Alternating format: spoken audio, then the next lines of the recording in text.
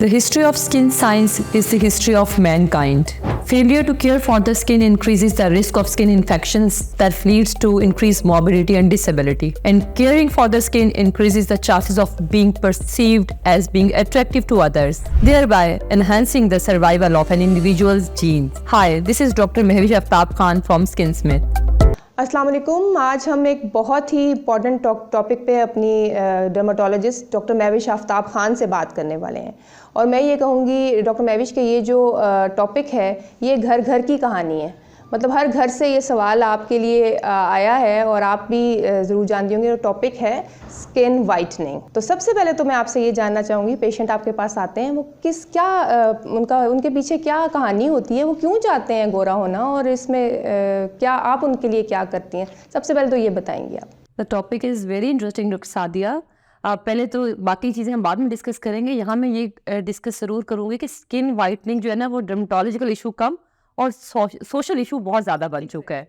हमारी सोसाइटी में यूजुअली जो लोग हैं वो स्किन वाइटनिंग को लेके वो ये समझते हैं कि जो गोरी रंगत है it is a beauty standard of beauty, कि खूबसूरत आप तभी नजर आएंगे जब आपका रंग गोरा होगा।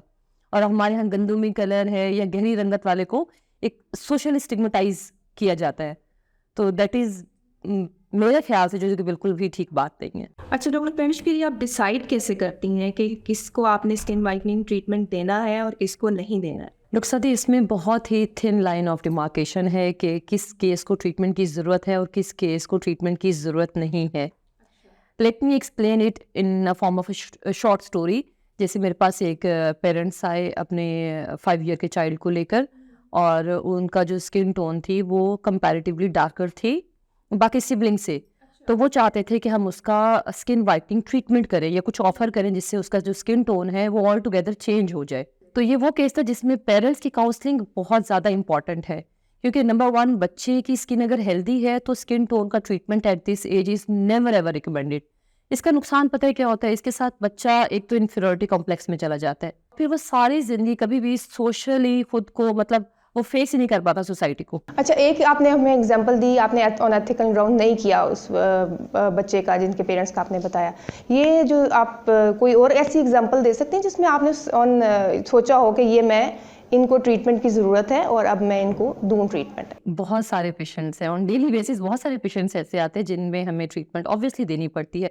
देखिए, एक तो अगर पेशेंट को रियल कंसर्न है, कोई पिगमेंटेशन का इशू है, तो yes we need to address them. Patient को पिगमेंटेशन है, मिलाजमा है, एक्नी मार्क्स हैं, वहाँ पर समझ में आती है बात, ठीक है। और जहाँ पर उसको इशू नहीं है तो फिर we have to tackle it accordingly.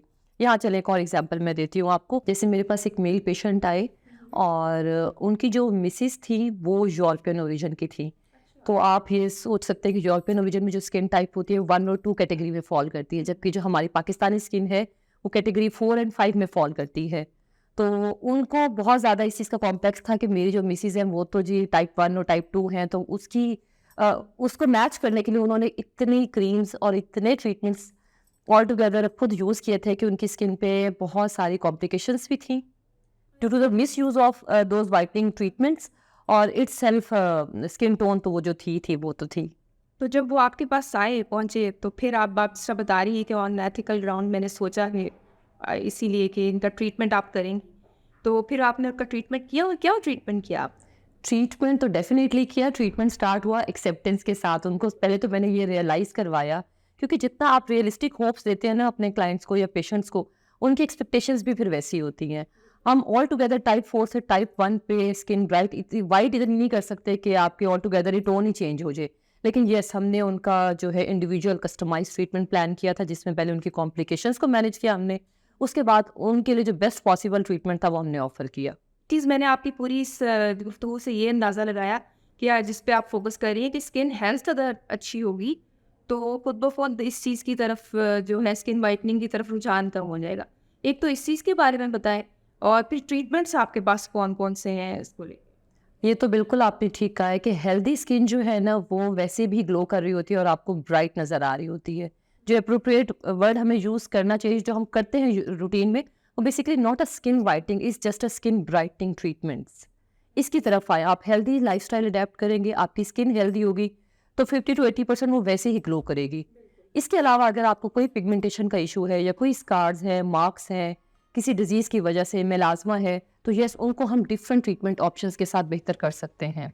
अच्छा, फिर अब ट्रीटमेंट ऑप्शंस क्या-क्या होंगे? अगर हम एक जनरलाइज़्ड उसमें दे दें, क्योंकि लोगों को इंटरेस्ट होता है कि आपने इस तरह बताया कि क्वालिटी ऑफ लाइफ इम्प्रूवमेंट होती है इन सारी चीज़ों से, स्किन हेल्थ अच्छी होती है। तो ये ट्रीटमेंट्स कौन-कौन से हैं? सबसे पहले स्किन डिटॉक्सिफिकेशन ट्रीटमेंट्स हम करते हैं, जिसमें आपके जो स्किन के टॉक्सिन्स हैं, फ्री रेडिकल्स हैं, जिनकी वजह से आपकी स्किन टोन जो कलर है वो थोड़ा सा डार्कर हो जाता है, ये ट्रीटमेंट हम करते हैं। इसके अलावा मेसोथेरेपी है, लेज़र ट्रीटमेंट्स हैं जिसमें पिको लेज़र है, जेनेसिस लेज़र है, हाइफू है। इसके साथ स्किन ब्राइटनिंग बहुत ज़्यादा अच्छी होती है। अच्छा, फिर तो इसका मतलब है कि पेशेंट आपके पास आता है, जैसे आपने बताया एग्जाम्पल के साथ कि वो ऑलरेडी कोई ना कोई चीज़ यूज़ करके आता है, तो फिर तो आप मुझे हमें ज़रूर बताएं कि वो कौन सी चीज़ें हैं जो बिल्कुल इस्तेमाल नहीं करनी चाहिए, या पेशेंट आपके पास यूज़ करके आता है, ऐसे कौन सी प्रोडक्ट्स हैं?